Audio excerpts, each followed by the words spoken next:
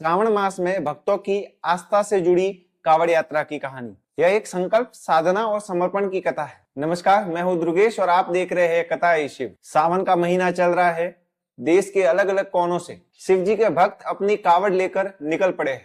कहा जाता है कि शिव जी के भक्त गंगा से कावड़ में जल भरकर अलग अलग शिवालयों में जाते हैं और शिव जी पर जल अर्पण करते हैं। लेकिन क्या है इसके पीछे की कहानी? कावड़ यात्रा की शुरुआत कैसे हुई और साथ ही कावड़ यात्रा क्यों की जाती है, आइए जानते हैं।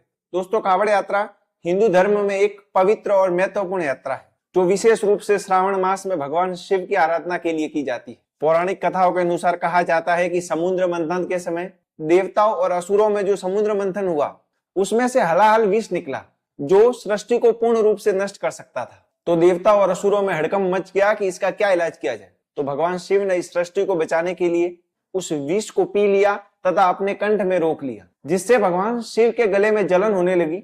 और उस जलन को शांत करने के लिए देवताओं और ऋषियों ने गंगा जल और अन्य पवित्र नदियों का जल लाकर भगवान शिव पर अर्पित किया, जिससे उस विष का प्रभाव कम हो गया। और यही परंपरा आगे चलकर कावड़ यात्रा के रूप में प्रसिद्ध हुई। आज देश के अलग अलग कोनों से कावड़िए जल यात्रा लेकर शिव जी के मंदिर में जाते हैं और जल अर्पित करते हैं, जिससे भगवान शिव प्रसन्न होते हैं। और कहा जाता है कि सबसे पहले कावड़िया कौन थे, सबसे पहले कावड़ लेकर कौन निकले थे जिससे यह परंपरा शुरू हुई। तो पौराणिक कथाओं में कहा जाता है कि सबसे पहले कावड़िया भगवान परशुराम थे, जिन्होंने उत्तर प्रदेश के बागपत के पास में पूरा महादेव का कावड़ से गंगा जल लाकर जल अर्पण किया था। आप इस बारे में कितना जानते हैं कमेंट सेक्शन में जरूर लिखिएगा। ऐसी अमेजिंग वीडियो के लिए हमारे चैनल को सब्सक्राइब